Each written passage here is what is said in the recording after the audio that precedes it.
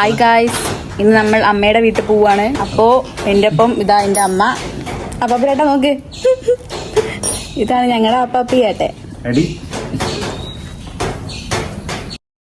അപ്പോൾ ഇന്ന് ഞാൻ അമ്മയുടെ വീട്ടിൽ പോകട്ടെ. ഞാനും അമ്മയും പിന്നെ വലിയ അനിയനും ഉണ്ട്, ഒപ്പം ചെറിയ അനിയനും അച്ഛനും കൂടെ പിന്നെ ആയിട്ടാ വരിക. അപ്പോൾ നേരതാ ഞങ്ങൾ രണ്ടാമത്തെ മാമൻ്റെ വീട്ടിലെത്തി. എനിക്ക് 3 മാമന്മാരുണ്ട്. രണ്ടാമത്തെ മാമൻ്റെ വീട്ടിൽ പോയപ്പോൾ അവിടെ റംബൂട്ടാൻ ഉണ്ടാക്കിയിരുന്നു കേട്ടോ. അപ്പോൾ അത് ഉണ്ടായിരുന്നു അവിടെ. അപ്പോൾ അത് കഴിക്കാൻ കേട്ടോ. അപ്പോൾ ഞാൻ ഒരുപാട് ഇരുന്ന് കഴിച്ചു, കാരണം അവിടെ തന്നെ മരത്തിലുണ്ടായ റംബൂട്ടാനാണ്. അപ്പോൾ ഇഷ്ടംപോലെ ഉണ്ടായിരുന്നു. അപ്പോൾ അതിരുന്ന് കഴിച്ചുകൊണ്ടിരിക്കുകയാണ് കേട്ടോ. നല്ല രസമല്ലേ ഇത്.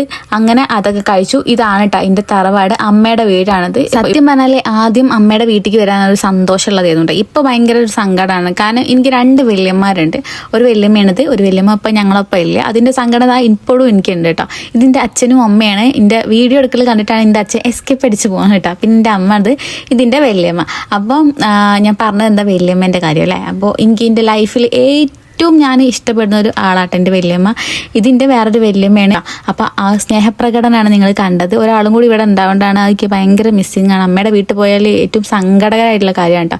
ഞാൻ എപ്പോൾ പോയാലും സങ്കടപ്പെട്ടിട്ടാണ് ഇപ്പോൾ അവിടുന്ന് വരാറ്. ഞാൻ പറഞ്ഞ വല്യമ്മ ഇതാണ് കേട്ടോ. ചെറിയൊരു വീഡിയോ മാത്രമേ ഞാൻ കൊടുക്കുന്നുള്ളൂ. ഒരുപാട് കാണിച്ചാൽ പിന്നെ എനിക്കും സങ്കടം. അമ്മയുടെ വീട്ടിൽ എപ്പോൾ പോകുമ്പോഴും ഇപ്പോൾ നമുക്ക് ഭയങ്കര സങ്കടമാണ് ഈ ഒരു കാര്യം മാത്രം. ഇപ്പോൾ വല്യമ്മ ഇല്ലല്ലോ എന്നുള്ളൊരു സങ്കടമാണ് എപ്പോഴും ഉള്ളത്.